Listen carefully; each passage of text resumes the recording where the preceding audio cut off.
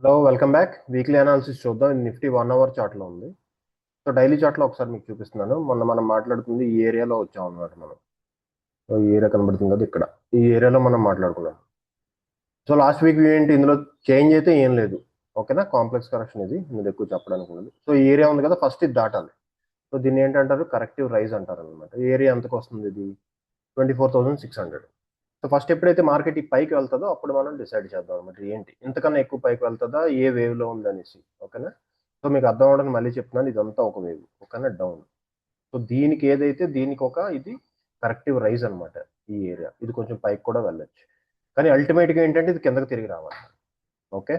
ఇది అంత బుల్ అని మీకు ఏమిటంటే, ఇది ఈ టైప్ లో వచ్చి చిన్న కరెక్షన్ వచ్చింది పైకి వెళ్తుంది, బుల్ అనిపిస్తుంది. బుల్ కాదు ఇది. ఓకేనా, ఇది కరెక్టివ్ రైజ్ అంటారు, ఇది కంప్లీట్ బేర్. ఓకేనా, అర్థమైందా. సో ఇది మీకు 1 అవర్ చార్ట్ లో చూపిస్తున్నాను ఈ ఏరియాలో. సో ఇక్కడ ఒక గ్యాప్ ఉంది, కిందకు వచ్చినా పర్లేదు, ప్రాబ్లం ఏం లేదు ఇందులో. కానీ ఏంటంటే మెయిన్ మనకి ఈ ఏరియా దాటాలన్నమాట. ఈ పెట్టాం కదా ఈ ఏరియా, ఈ ఏరియా దాటితే మనకు క్లారిటీ వస్తుంది అనమాట. సో ఏదైతే కరెక్టివ్ రైజ్ ఉందో దీనిపైనే కంప్లీట్ అవుతుంది అనమాట. సో ఓకేనా. సో ట్రేడ్ చేసే వాళ్ళు ఏంటంటే పెద్ద పెద్ద పొజిషన్స్ లేకుండా నార్మల్గా ఇంట్రాడే టైపు కరెక్ట్ సెటప్, మీరు నచ్చింది మీరు నమ్మింది మీకు దొరికితే చేయొచ్చు అనమాట. Next bank Nifty.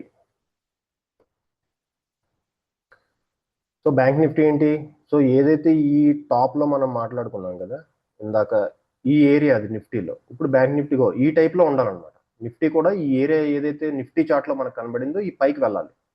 So first మనం అనుకున్నాం కదా ఇక్కడ ఏంటి, ఇది కొంచెం పైకి వెళ్తే వెళ్ళొచ్చు, కానీ అవ్వాల్సిన కరెక్షన్ అయితే ఇందులో అయ్యిందనమాట. సో నెక్స్ట్ ఏంటి, నెక్స్ట్ మూవ్ కిందకి. కానీ ఇది ఎప్పుడు వస్తుందో చూద్దాం. నిఫ్టీ మీద డిసైడ్ అవుద్ది, ఒక్కోసారి బ్యాంక్ నిఫ్టీ వెయిటేజ్ ఎక్కువ కాబట్టి ఇది కూడా మార్కెట్ని డిసైడ్ చేయొచ్చు. సో కానీ ఈ రెండిట్లో ఏది బుల్ కాదు. ఓకేనా, దీంతో జాగ్రత్తగా ఉండండి. ఇదే మన వ్యూ ఎప్పటి నుంచి. సో మీరు అనుకోవచ్చు, ఈయన ఏంటి ఎలా మాట్లాడుతున్నాడు, అంత నెగిటివ్ నెగిటివ్ కాదు. నెగిటివ్ కాదు, చార్ట్ ఏం చెప్తే అది. ఓకేనా, ఒక టైం వస్తుంది మార్కెట్లో నేను ఒక్కడనే పాజిటివ్గా ఉంటాను, మీరు అందులో అందరూ నెగిటివ్గా ఉంటారు. ఓకేనా, ఆ టైం కూడా వస్తుంది, చూడండి కావాల్సింది.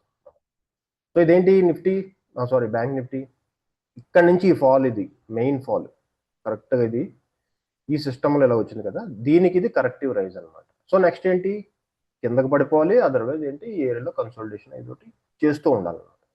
ఏం జరుగుతుందో చూద్దాం. కానీ అవ్వాల్సిన చిన్న ఈ type of correction, reasonable corrective rise అంటారు చూసారు, రీజనబుల్ కరెక్టివ్ రైజ్ అయితే అయ్యింది. కరెక్టివ్ రైజ్ అనేది ఎంత పైకి అయినా వెళ్ళొచ్చు, కానీ చూద్దాం ఏం జరుగుతుందో. కానీ ఇదైతే బుల్ కాదు. ఓకేనా, దీంతో మొత్తం చాలా జాగ్రత్తగా ఉండాలి. సో ఏంటంటే గుడ్ న్యూస్లు ఏదైతే ఉన్నాయో చాలా వచ్చేద్దాయి. ఓకేనా. So first correct 2 weeks 3 weeks back అనుకున్న గవర్నమెంట్ ఇచ్చిన పాలసీ ప్రకారం అయితే అది అంతగా మార్కెట్లో స్ట్రెంత్ ఉండి పాటికి వెళ్ళిపోవాలి. వెళ్ళలేదే, ఇక్కడే ఉంది కదా. సో మీరు అనుకున్నది ఏంటంటే ఫండమెంటల్ స్ట్రాంగ్ ఉంటే వెళ్ళిపోతుంది అనుకుంటారు, అది బిగ్గెస్ట్ మిస్టేక్ మార్కెట్లో. ఓకేనా. ఓకే. సో ఇది చూడండి, ఒక టైం ఉంటుంది, దాన్ని కంప్లీట్ కరెక్షన్ చేయాల్సిందే, అంత ఫండమెంటల్ స్ట్రాంగ్ షేర్ అయినా ఏదైనా సరే. ఓకే. సో నెక్స్ట్ ఏంటి, సిల్వర్ చూద్దాం. సిల్వర్లో మనం మాట్లాడుకుంది ఏంటి, ఈ ఏరియా ఇదిగో మనం లాస్ట్ మనం ఎప్పుడు వచ్చాం, ఈ క్యాండిల్స్ దగ్గర వచ్చాం. ఇక్కడ ఈ ఏరియాలో మనం వచ్చాం. ఇప్పుడు ఈ ఏరియా వచ్చేస్తుంది.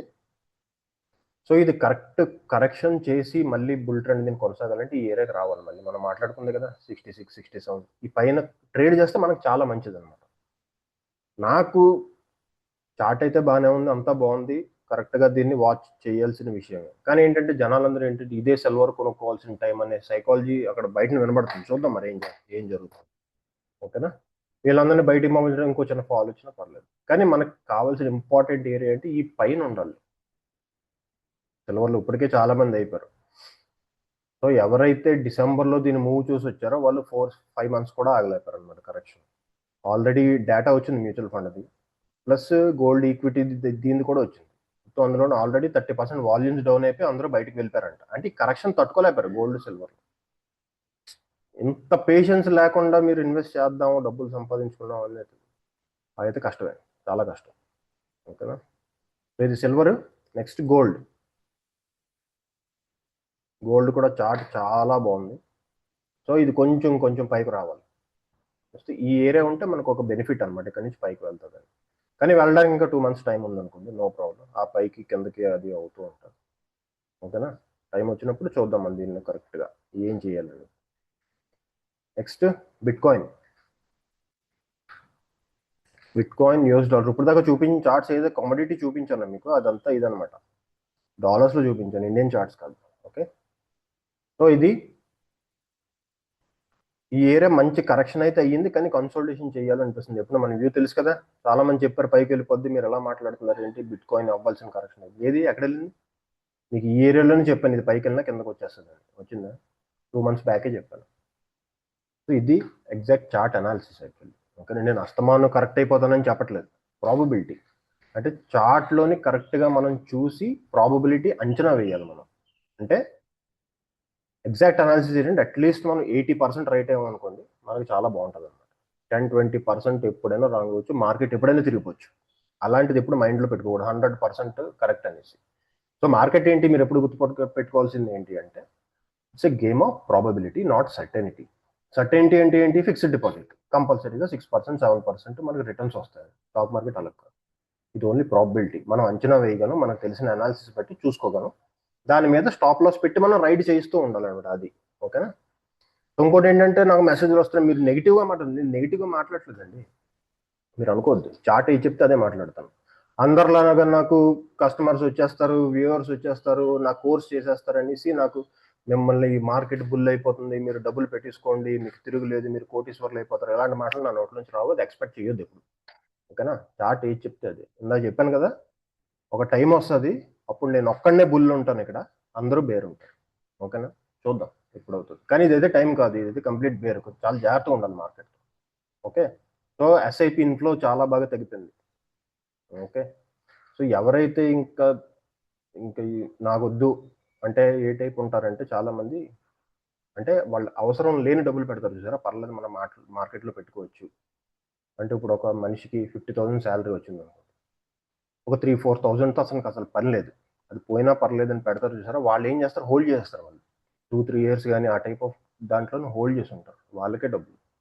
సో ఎవరైతే మైండ్లో ప్రెషర్ పెట్టుకొని వచ్చారు, నేను చదువుకు నాకు కావాలి, పిల్లల చదువులకు కావాలి, ఒక పిల్లల పెళ్లి చేయాలి, లేకపోతే నేను కారు కొనుక్కోవాలి, ఇల్లు కట్టుకోవాలని ప్రెషర్తో పెడతారు చూసారా, వాళ్ళే లాస్ట్లో చాలా ఎగ్జిట్ అయిపోతారు. ఇది పేషెన్స్ టెస్టింగ్ డిజాస్ట్రస్గా ఉంటుంది, నేను చెప్తున్నాను ఎస్ఐపి రిటర్న్స్ మాత్రం. ఓకేనా? ఇప్పుడున్న చార్ట్స్ ప్రకారం చూద్దాం. సో ఇండియా గ్రోత్ మీద నాకైతే డౌట్ లేదు, ఇది ఒకటి గుర్తుపెట్టుకోండి. ఏంటి ఇండియా గురించి నెగిటివ్ అలాంటిది ఏంటి, ఇండియా గ్రోత్ మీద నాకు ఎప్పటి నుంచో ఉంది, నేను 100% ఇండియా మీద బుల్. కానీ మీకు ఎవరు చెప్పారు ఇండియా అనేది కంప్లీట్గా గ్రోత్ అయితే స్టాక్ మార్కెట్లో కూడా రిటర్న్ వచ్చేస్తాయని? ఇదే తప్పు, మీరు ఆలోచించాల్సిన విషయం. ఓకేనా? ఒక కంట్రీ గ్రో అయితే కంప్లీట్గా స్టాక్ మార్కెట్లో డబ్బులు వచ్చేస్తాయి అనేది ఒక అపోహ. ఓకేనా? ఎప్పుడైతే అంత యుఫోరియా ఎక్కువ వద్దు, కంపెనీస్ గ్రో అవుతాయి కానీ మార్కెట్లో రిటర్న్స్ ఉండవు. ఓకేనా? ఇది కూడా మీరు చాలా గుర్తుపెట్టుకోండి. కాస్త మీరు చూడండి, ఎగ్జాంపుల్స్ చాలా ఉన్నాయి. ఓకే, సో ఇంకోటి ఏంటి, నెక్స్ట్ ఏంటి, ఒక సెక్టర్ చూద్దామా, నిఫ్టీ ఆటో చూద్దాం. దీనిలో తెలుసుకోవాల్సింది చాలా ఉంటుంది. ఓకే, నిఫ్టీ ఆటో సెక్టర్ చూసారా అది ఎలా ఉందో. సో ఇది కూడా complete corrective rise. Last year అక్టోబర్లో ఏం చెప్పారు, మొత్తం ఇది ఇంకా తిరుగులేదు, జిఎస్టీ తగ్గిపోయింది, కార్లు కొనేస్తుంది, ఇంకా ఆటో సెక్టర్కి తిరిగే లేదని వచ్చినట్టు ఇన్వెస్ట్ చేయించారు అందరూ జనాల చేత. కొంచెం మైండ్ పెట్టి మీరు ఆలోచించాలి. ఓకేనా? డేటా చూసారు, ఓకే, డేటా బుల్లిష్గానే ఉంది, కానీ మార్కెట్లోని ఏది అంతగా బుల్ అయితే వెళ్ళిపోవాలి కదా పైకి, ఎందుకు వెళ్ళట్లేదు? ఆటో సెక్టర్ ఇక్కడే తిరుగుతుంది. సో ఇది కూడా కిందకు వచ్చే ఛాన్సులే కనబడుతున్నాయి, ఎక్కువ పైకి వెళ్ళే ఛాన్సెస్ కనబడట్లేదు. అంటే దీన్ని బట్టి ఏం అర్థమైంది అంటే, మీరు తెలుసుకోవాల్సింది జిఎస్టీ తగ్గింది, కార్ రేటు తగ్గింది, కార్ రేటు తగ్గిందని 2 కార్లు ఎవరు కొనుక్కోరు. ఓకేనా? ఒకటే కొంటారు. ఇది బైక్ రేటు తగ్గినా ఒకటే కొంటారు. ఓకేనా? ఇంకోటి ఏంటి, డబ్బులు మిగిలిందని ఏం చేస్తున్నారంటే ఎస్ఐపిలో చేసేస్తారు నేను ఎక్కువ. సో దానివల్ల కూడా చాలా ప్రాబ్లం వస్తుంది, అంటే యుఫోరియా ఎక్కువైపోయింది మార్కెట్, పార్టిసిపేషన్ ఎక్కువ, మార్కెట్ హెవీ అయిపోయింది, వాల్యుయేషన్స్ కూడా చాలా పెరిగిపోయాయి. ఫండమెంటల్లీ స్ట్రాంగే, నిఫ్టీ 50 నిఫ్టీ 100 అంటే ఫండమెంటల్లీ స్ట్రాంగే, మరి ఎందుకు వెళ్ళలేదు పైకి? అది ఆలోచించండి దాని గురించి. ఓకేనా? యుఫోరియా ఉన్న చోట ఎక్కడ అవ్వదు. సో మార్కెట్తో జాగ్రత్తగా ఉండాలి మీకు. సో ఇంకోటి ఏంటి, బై ఆన్ డిప్స్తో చాలా జాగ్రత్తగా ఉండాలి. నేను చెప్పాను కదా, ఓన్లీ 10-20% స్టాక్స్ మీరు అనలైజ్ చేసి దాన్ని హోల్డ్ చేసే కెపాసిటీ ఉంటేనే దానిలోనే డబ్బులు అనమాట. సో మార్కెట్ పడినప్పుడు కూడా అందులో ఏంటంటే కొంచెం తక్కువ కరెక్షన్ వస్తుంది, కరెక్షన్ రాదని అంటలే, తక్కువ వస్తుంది comparative to Nifty, bank Nifty, ఇది 2 చూసుకుంటాను. So okay, stock selection perfect 100%, అంటే 100% ఏది ఉండదు, 90% పర్ఫెక్షన్ ఉంటేనే. నేను 2 లైన్లు గీస్తాను, ఓకే, ఇలాగ ఛానల్ ఒకటి గీస్తాను, దీన్నే మీరు టెక్నికల్ అనాలిసిస్ అనుకో, దీని మీద తీసుకుంటే వస్తాయి పోతే చెప్పలేం, కానీ ట్రాప్ అయ్యే ఛాన్సెస్ ఎక్కువ.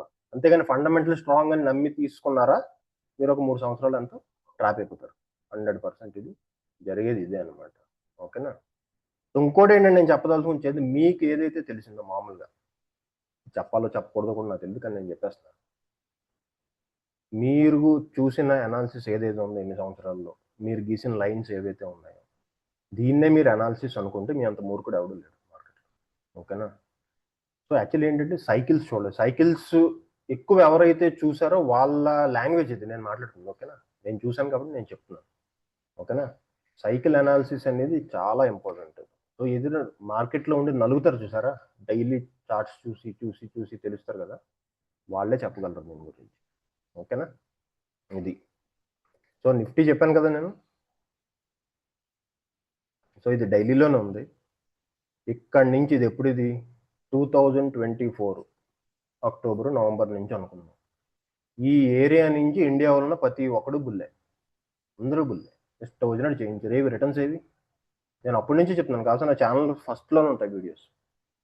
ఓకేనా, చూడండి కావాల్సి, మీకు తెలుసు. జస్ట్ మీకు టైం ఉంటే, మీకు ఇంట్రెస్ట్ ఉంటే, మార్కెట్లో డబ్బులు సంపాదించాలని ఇంట్రెస్ట్ ఉంటే చూడండి పాత వీడియోస్ ఎప్పుడైనా, అందులో కంపల్సరీగా ఒకటి జరుగుతుంది, షార్ట్స్లో కానీ ఎక్కడే. ఈ టైం నుంచి నేను చెప్పాను అసలు ఎక్కడికి వెళ్దు మార్కెట్. ఓకేనా. ఈ టైప్ ఆఫ్ అనలిస్ట్ నేర్చుకోవాలి. అంటే మనకి డబ్బులు సీరియస్ మీరు ఇన్వెస్టర్ అయ్యి, సీరియస్ ట్రేడర్స్ అయ్యి, ఓకేనా, అయ్యి అంటే ఫ్యాషన్ టైప్ కాదు, ప్యాషన్ ఉండాలి. ఓకేనా. ఈ టైప్ ఆఫ్ ఉంటే కంపల్సరీగా మీరు అనాలిసిస్ నేర్చుకోండి. ఓకేనా. నేర్చుకొని మీరు చేస్తే మీకు ఆ ఎడ్జే వేరు. గంటలు ఉదయం నుంచి రాత్రి దాకా స్క్రీన్ ముందు కూర్చొని టైం వేస్ట్ చేయాల్సిన అవసరమే ఉండదు. ఒక్క ఛాన్స్ చార్ట్ చూడగానే ఆన్సర్ వస్తుంది అనమాట. ఓకేనా. ఓకే, వీడియో నచ్చింది అనుకుంటున్నాను. చూడండి సార్, మార్కెట్ ఎక్కడికి వెళ్ళలేదు, పైకి వెళ్ళినా సరే కిందకు వస్తుంది. ఇప్పుడున్న చార్ట్స్ ప్రకారం నేను చెప్తున్నాను. ఎప్పుడైతే చార్ట్ మారిపోద్దో నేను మారిపోతాను. ఓకేనా. నాకు ఒక 10 సెకండ్స్ కూడా పడదు వ్యూ చేంజ్ అవ్వడానికి. ఓకే. సో వీడియో నచ్చింది అనుకుంటున్నాను. చూడండి, జాగ్రత్తగా పోర్ట్ఫోలియో అన్ని నీట్గా అనాలిసిస్ చేసుకోండి.